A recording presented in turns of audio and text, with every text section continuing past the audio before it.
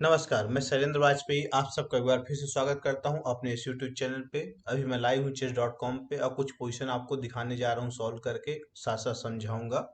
Basically ये position शायद उनके लिए यूजफुल होंगी जो बिगनर हैं या इंटरमीडिएट हैं, जो एक लेवल पे पहुंच चुके हैं। चेस खेलते उनको 4-6 महीना हो चुका है, कुछ टैक्टिक्स को अपने गेम पे अप्लाई कर चुके हैं या अप्लाई करने की कोशिश कर रहे हैं। चलिए मैं स्टार्ट करता हूँ, साथ साथ एक्सप्लेन करता जाऊंगा आपको। तो यहाँ पे पोजीशन आपके सामने आ चुकी है। अभी आपको दिख रहा है कि क्वीन पे अटैक है। अब ये आपको सोचना है क्वीन को कहाँ बचना है। क्वीन को बचने की स्पेस कहाँ कहाँ है ये आप देखिए। साथ में देखिए कि क्वीन क्या अपोनेंट के किसी पीस पे अटैक कर रहा है। जब आप देखेंगे ध्यान से तो आपको दिखाई देगा क्वीन तो हमको बचना है ये। और साथ में अगर आप देखेंगे क्वीन का अटैक इस बिशप पे भी है, तो सिंपल हमने क्या किया कि बिशप को टेक कर लिया। बिशप को टेक करते ही पोजीशन ये हो गई सॉल्व। तो इस तरह से हमको एक पीस मिलेगा। अगर अपोनेंट यहाँ क्वीन से क्वीन टेक करता है तो आप पॉन से टेक कर लिए, कोई प्रॉब्लम नहीं है आपको। अगली पोजीशन देखते हैं। ठीक, अभी क्या हो रहा है, क्वीन ने अभी किसी चीज को टेक किया है, शायद पॉन। अब आपको दिख रहा है यहाँ पे कि अपोनेंट का जो क्वीन आया है ये आपके क्वीन पे अटैक कर रहा है, और आप चाहें तो उसके क्वीन को भी टेक कर सकते हैं।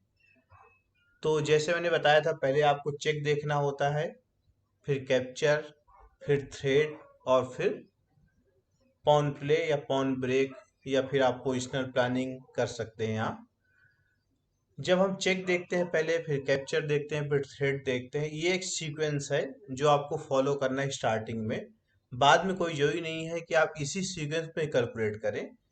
कुछ चीजें केवल इसलिए होती हैं, जैसे आपको शुरू में सिखाया जाता है उंगली पकड़ के, ताकि आप गिरे ना, या एक अच्छी हैबिट आपकी डेवलप हो जाए। जैसे कि स्टार्टिंग में आप घर से बाहर निकलते हैं तो आपको पेरेंट्स के साथ निकलना होता है, शुरू में जब आप छोटे होते हैं परमिशन लेके निकलना होता है। जब आप बड़े हो जाते हैं तो आप खुद निकल सकते हैं। तो जैसे सीसीटीपी रूल्स हो गए या कुछ ऐसे रूल्स होते हैं चेस में कि आपको इनको पहले डेवलप मत करिए। ये केवल जस्ट एक गाइडलाइन होती है स्टार्टिंग के लिए। बाकी जब फिर आप एक लेवल आपने अचीव कर लिया, आपको एक्सपीरियंस हो गया, आपको समझ में आने लगेगा कि कैसे कैलकुलेट करना है, मूव कैसे ढूंढना है। देन ये फिर वैसे ही है जैसे खुला आकाश है, पूरा स्काई पड़ा हुआ है, और बर्ड से कहीं भी फ्लाई कर सकता है। उसको खुद सोचना होगा कहाँ मुझे उड़ने में रिस्क है और कहाँ उड़ने में रिस्क नहीं है। तो ये आपको चेस पे अपनी खुद की थिंकिंग प्रोसेस और खुद का एक स्किल डेवलप करना होगा। तो कोई जो ही नहीं कि जैसे मैंने बताया था सीसीटीपी का आप ब्लाइंडली फॉलो करो, लेकिन हाँ स्टार्टिंग में जब एक अच्छे लेवल पे आप नहीं पहुंच जाते तब तक आपको CCTP, check, capture, threat and pawn break या पोजिशनल प्ले या प्लानिंग, ये आपको फॉलो करना है। तो अगर हम सी की बात करें पहले चेक की, तो बिशप की चेक आ रही है, क्वीन इंटू पॉन चेक आ रही, क्वीन इंटू क्वीन चेक आ रही है। तो बिशप की चेक पे क्वीन टेक कर लेगा, आपको दिख रहा होगा। मैं बात कर रहा हूँ इस स्क्वायर की, जहाँ पे कर्सर है मेरा। अगर यहाँ बिशप आएगा तो चेक आएगी, लेकिन आपको दिख रहा होगा कि क्वीन टेक कर लेगा। साथ में क्वीन से पॉन टेक करके एच टू चेक आ रही है, इससे कुछ फायदा नहीं है। तो अगर आप चेक कैलकुलेट करेंगे तो पहले चेक देखेंगे कि क्वीन इंटू क्वीन। लेकिन अब ध्यान ये देना है कि क्वीन इंटू क्वीन जब करेंगे, यानी क्वीन से हम क्वीन को टेक करेंगे, तो नाइट भी टेक कर लेगा। इसके बाद क्या, तो फिर वही रूल अप्लाई करेंगे। पहले आप देखेंगे चेक, तो इसके बाद एक ही चेक होगी बिशप की D4 से, और उसके बाद आपको नाइट यहाँ वापस मिल जाएगा। तो हमने यहाँ पे मूव किया ये, और फिर बिशप की चेक, और फिर किंग हटने में नाइट टेक हो गया। इस तरह से आपको एक पीस मिल गया और ये पोजीशन हो गई सॉल्व। फिर देखते हैं आगे। ठीक, अब यहाँ ध्यान देना है, फिर से आपको वही कैलकुलेट करना है। चेक, चेक कई आ रही है, नाइट E2 चेक आ रही है, एक नाइट F3 चेक आ रही है। नाइट F3 चेक आपके हो सकता है माइंड पे ना आए, कई बार अगर आप ध्यान नहीं देते तो लगेगा कि नाइट F3 आएगा तो पॉन नाइट को टेक कर देगा।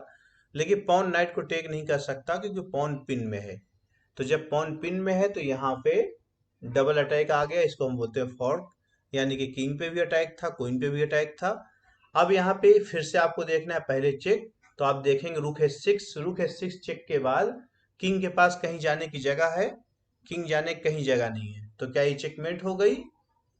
थोड़ा टाइम लीजिएगा डिसाइड करने में कि चेकमेट है या नहीं। रुक H6, यानी कि रुक को हम अगर H6 पे रख दें तो क्या वो चेकमेट है? तो चेकमेट नहीं है, क्योंकि क्वीन उसको टेक कर देगा।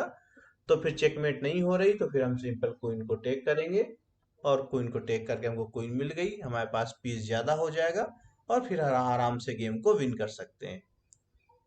थोड़ा सा और आगे बढ़ते हैं। ठीक, फिर ध्यान से देखिए, आपको पहले क्या कैलकुलेट करना है? चेक, कैप्चर, थ्रेट और पॉन ब्रेक, जैसे बताया था मैंने। चेक केवल एक है, क्वीन इंटू H7, यानी कि ये वाला पॉन टेक कर दे, लेकिन इस पॉन को टेक करने में किंग टेक कर लेगा, तो लॉजिकल नहीं है।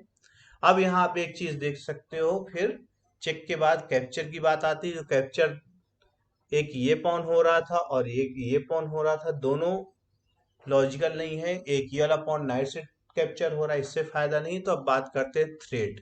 अब सोचो आप कि अगर ऐसा पॉसिबल हो कि आपका क्वीन अपने पॉन को टेक कर दे, यानी कि क्वीन आ जाए D5 पे, तो क्वीन का अटैक किंग पे भी होगा और क्वीन का अटैक रुक पे भी होगा। लेकिन चूंकि ये तो पॉसिबल नहीं है, और अगर ये पॉसिबल भी होता कि अपने पॉन को टेक करना, तो तब अपोनेंट का क्वीन आपके क्वीन को टेक कर देगा, और ये जो रुक और किंग पे चेक आ रही है, दोनों बच जाता। यानी कि हमको क्वीन D5 लाना है, लेकिन क्वीन D5 ऐसे तो आएगा नहीं, ये जगह खाली करनी पड़ेगी। और ये जगह खाली कैसे होगी? पॉन को आगे बढ़ा के। तो जब हमने पॉन को आगे बढ़ाया, अब क्वीन D5 आ रहा था, क्वीन D5 के बाद किंग और रुक दोनों पे अटैक था, इसलिए इसने सिंपल ब्लैक ने क्वीन से टेक कर दिया। हम टेक कर लेते हैं, और फिर हमने टेक किया, हमारा क्वीन और पॉन गया, हमको मिल गया क्वीन और बिशप। इस तरह से एक पीस ज्यादा हो गया और पोजीशन हो गई सॉल्व। फिर आगे बढ़ते हैं। अभी आपको फिर से दिख रहा है, आपको कैलकुलेट करना है पहले चेक। अब चेक कहाँ से आ रही है? चेक आ रही है, एक ही है क्वीन इंटू बिशप जो कि लॉजिकल है, और दूसरी है क्वीन E6 जो लॉजिकल है। आपको साथ साथ पीसेस भी कैलकुलेट करते रहना होता है। बोर्ड पे आप देखेंगे कि ब्लैक के पास क्वीन के साथ बिशप भी है, और साथ में उसके पास 4 पॉन है। 4 पॉन आपके पास भी है, लेकिन आपके पास केवल क्वीन है, और किंग उसका ऐसी जगह है कि अकेले क्वीन चेकमेट नहीं कर सकती। तो इस तरह की पोजीशन पे बस आपको एक ही काम करना होता है कि किसी तरह से आप ड्रॉ कर लो, बार बार चेक देके, जिसको हम चेस के लैंग्वेज बोलते हैं परपेचुअल चेक। तो पहले आप चेक कैलकुलेट करेंगे यहाँ से देने का, फिर हटेगा, फिर आप चेक दीजिए, और फिर से चेक दीजिए, और इस तरह से चेक देते रहिए, गेम में हो जाएगा ड्रॉ। क्योंकि अगर अपोनेंट को टाइम मिल गया तो अपोनेंट यहाँ पे चेक रोक लेगा, और फिर उसके पास पीस ज्यादा है, गेम को विन कर ले जाएगा। नेक्स्ट पोजीशन देखते हैं। ठीक, अभी आपको दिख रहा होगा, फिर से कैलकुलेट करना है चेक जो आ रही है। क्वीन को यहाँ रख के, ओह मैंने गलत चल दिया, छूट गया पीस। तो यहाँ पे एक ये चेक थी जो कि गलत थी, एक ये चेक है, दोनों में टेक हो जाएगा। एक क्वीन के अलावा एक और चेक है नाइट की यहाँ से, जो कि टेक हो जाएगा, ये भी काम नहीं करेगा। तो सही चेक है यहाँ नाइट की। नाइट के चेक पे किंग और क्वीन पे दोनों पे अटैक था, इसलिए इसे टेक किया, और टेक करने में हमको रुक मिल गया, पोजीशन ऐसे सॉल्व हो जाती।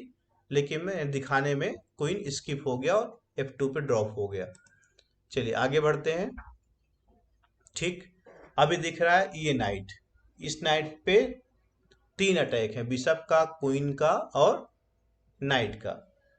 तो अगर आप सोचो कि यहाँ बिशप से टेक करें और ये पॉन बीच में ना हो, ये वाला पॉन, अगर ये पॉन बीच में ना हो तो, और बिशप इस नाइट को टेक कर ले, तो क्वीन और रुक, इस रुक पे और इस क्वीन पे दोनों पे अटैक आ जाएगा। इसका मतलब है कि आपको पहले कैलकुलेट करना होगा चेक, चेक के बाद थ्रेट आ जाएगा। थ्रेट कौन सा होगा? थ्रेट होगा ये, और फिर बिशप। अब बिशप 2 पे अटैक कर रहा है, क्वीन पे और रुक पे, और क्वीन बचाया तो हमको रुक यहाँ मिल गया, और हमारी पोजीशन ये फिर से सॉल्व हो गई। एक पोजीशन और कर लेते हैं, इसके बाद वीडियो के यहाँ ओवर करेंगे। ठीक, अभी फिर आप ध्यान से देखो, चेक कहीं से आ नहीं रही है, कैप्चर हो रहे हैं जो पॉन क्वीन से या बिशप से, उनमें दोनों में रिस्क है, मतलब गलत मूव है।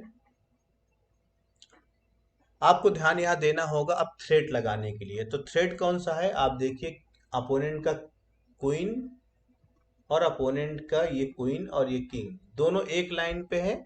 तो जब एक लाइन पे है, मतलब इसमें लाइन का मतलब है डायगोनल। तो जब एक डायगोनल पे है, तो इसका मतलब अगर बिशप अटैक कर दे क्वीन पे, तो क्वीन हट नहीं सकती, पिन है, तो यहाँ पिन करते ही ये पोजीशन हो जाएगी सॉल्व, और इस तरह से आप यहाँ पे क्वीन को टेक कर लेंगे। चलिए, उम्मीद करते हैं आपको ये बिगिनर लेवल का जो थर्ड वीडियो पसंद आया होगा। पसंद आया हो तो लाइक करिए और चैनल को भी सब्सक्राइब करिए। इस वीडियो को देखने के लिए आपको बहुत बहुत धन्यवाद।